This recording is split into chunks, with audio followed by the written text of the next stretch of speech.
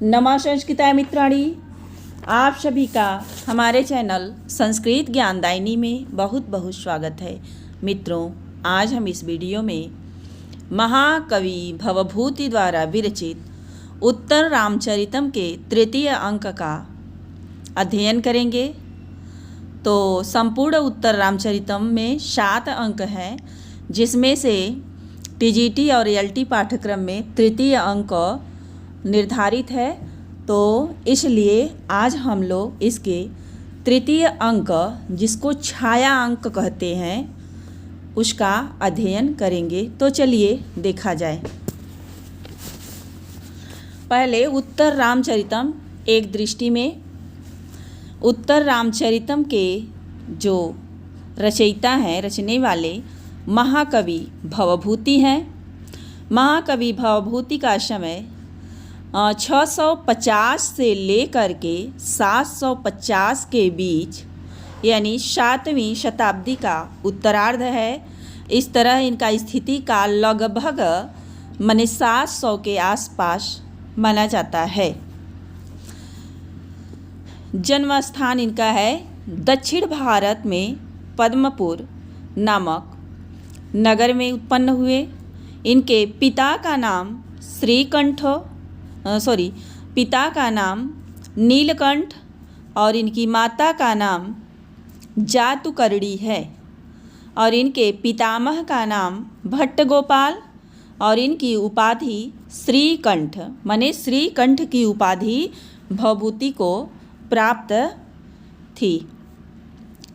इनकी रचनाएं, इनकी 3 रचनाएं हैं, महावीर चरितम, मालती माधवम और उत्तर रामचरितम।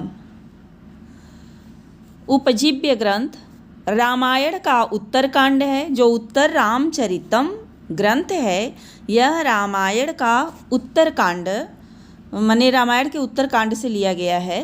तो उपजीव्य ग्रंथ रामायण का उत्तरकांड। रस माने करुड़ रस है। उत्तर रामचरितम में करुड़ रस है। और इनकी रीति गौड़ी रीति है। और जहाँ करुड़ रस से युक्त ग्रंथ है, वहाँ वैदर्भी रीति का भी इन्होंने प्रयोग किया है। तो मुख्य रूप से ये गौड़ी रीति के कवि हैं। नायक श्री राम हैं और नायिका सीता जी हैं। ये शिव के उपासक थे और करुड़ रस इनका मुख्य रस या प्रिय रस है। यह नाटक विधा के अंतर्गत आती है। जो उत्तर रामचरितम है, यह नाटक विधा के अंतर्गत आता है। अलंकारों में इन्होंने 38 अलंकारों का प्रयोग किया। और कुल इसमें उत्तर रामचरितम में कुल 7 अंक हैं। और श्लोक संख्या 256 है। और इनका प्रिय छंद अनुष्टुप तथा शिखरिणी है। और इन्होंने 19 छंदों का प्रयोग किया। प्रमुख पात्र में राम, सीता, जनक, लक्ष्मण, वाल्मीकि, वशिष्ठ, अष्टावक, लव, कुश, चंद्रकेतु और दुर्मुख आदि हैं। उत्तर रामचरितम, देखिए राम चरितम में यदि समास पूछे रामचरितम, तो रामस्य चरितम षष्ठी तत्पुरुष समास। और यदि उत्तर रामचरितम माने उत्तरम च तत्रामचरितम, तो कर्मधारय समास। और यदि विग्रह रहे उत्तर रामचरितम यस्मिन तत्, तो उत्तर रामचरितम में बहुव्रीहि समास। तो विग्रह के आधार पर इनमें समास भी अलग अलग है। यानी रामस्य चरितम रामचरितम षष्ठी तत्पुरुष समास, उत्तरम च तत् रामचरितम उत्तर रामचरितम कर्मधारय समास, और उत्तर रामचरितम यस्मिन तत्, तो यहाँ बहुव्रीहि समास है। एक चीज़ और देख लीजिए, उत्तर रामचरितम में भवभूति ने अपने आप को परिणत प्रज्ञ कहा। तो ये क्वेश्चन बड़ा इम्पॉर्टेंट है, बहुत पूछता है कि किस काव्य में भवभूति ने अपने आप को परिणत प्रज्ञ कहा, तो उत्तर रामचरितम में। और महावीर चरितम में इन्होंने अपने आप को वैश्यवाक कहा। आगे देखिए, अब हम इस ग्रंथ का शुरुआत करने से पहले इसके मंगलाचरण को देखते हैं। तो चलिए देखा जाए। इदं कविभ्यः पूर्वेभ्यो नमो वाकं प्रशास्महे, विन्देम देवतां वाचं अमृतामात्मनः कलाम्।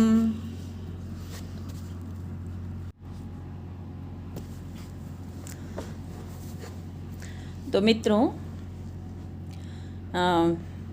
एक चीज़ हम लोग जान लें कि भवभूति ने करुण रस को संस्कृत साहित्य में एक विशेष रूप प्रदान करवाया, इसलिए उसका संपूर्ण श्रेय जो है तृतीय अंक को जाता है। माने तृतीय अंक के कारण ही यह मतलब इतनी प्रसिद्धि को प्राप्त हुआ ग्रंथ।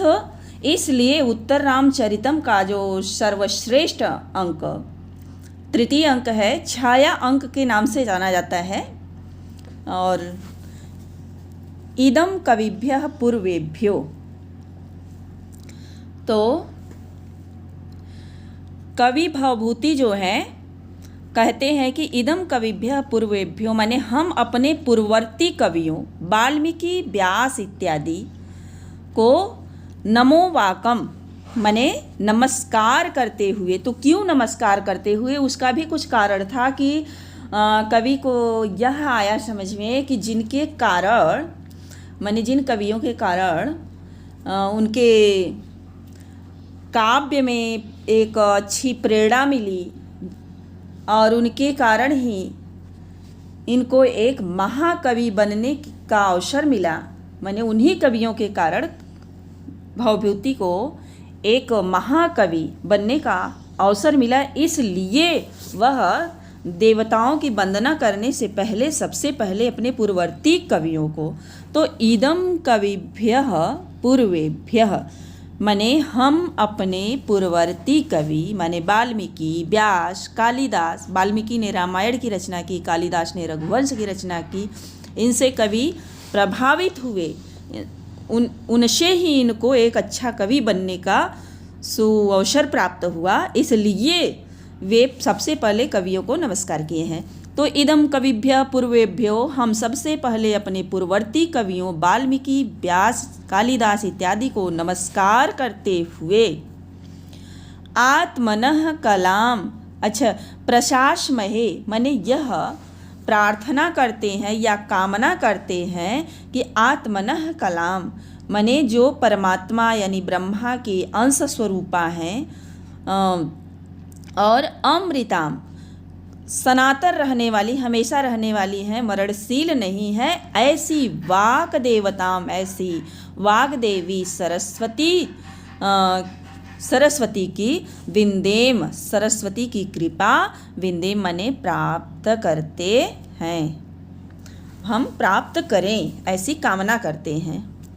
तो इदम कविभ्यः पूर्वेभ्यो माने हम वाल्मीकि व्यास कालिदास आदि कवियों को प्रणाम करते हुए यह कामना करते हैं कि आत्मनः माने ब्रह्मा जी की कलाम माने एक जो हिस्सा है, एक कला है, तो ब्रह्मा जी की अंश स्वरूपा अमृतम कभी नष्ट न होने वाली, कभी मृत्यु को प्राप्त न होने वाली अर्थात सनातन रहने वाली वाग देवताम माने वाणी की देवी सरस्वती की कृपा को प्राप्त करना चाहते हैं या हम प्राप्त करें।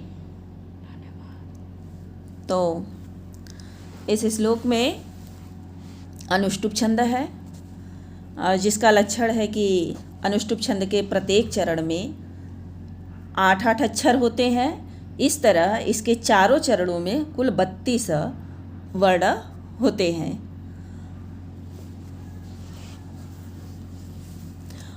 ये उत्तर रामचरितम के मंगलाचरण में किस प्रकार का मंगलाचरण है, तो यह नमस्कारात्मक मंगलाचरण है और इसमें अनुष्टुप छंद है और वाग देवता माने कवि और वाणी दोनों की स्तुति की गई है।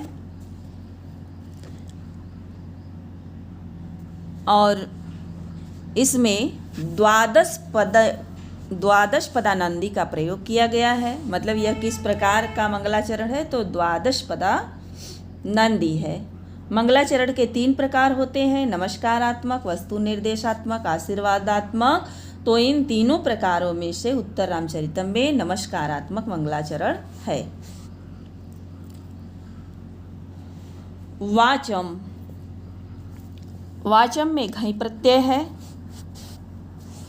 वाचम में मतलब वच धातु से घई प्रत्यय करने से वाचम बना हुआ है। देवता स्त्रीलिंग शब्द है। देव से तल प्रत्यय करके स्त्रीत्व की विवक्षा में टाप प्रत्यय करने पर देवता बना हुआ है। और विंदेम विधिलिंग उत्तम पुरुष बहुवचन का रूप है। बस मित्रों, आज यहीं तक। इसके आगे का भाग मैं अगले वीडियो में लेकर के आऊँगी। और यदि आप हमारे चैनल पर नए हैं तो चैनल को सब्सक्राइब कर लें और बेल आइकन को प्रेस करें, ताकि हम जो भी वीडियो अपलोड करें उसका नोटिफिकेशन सबसे पहले आपको प्राप्त हो। धन्यवाद।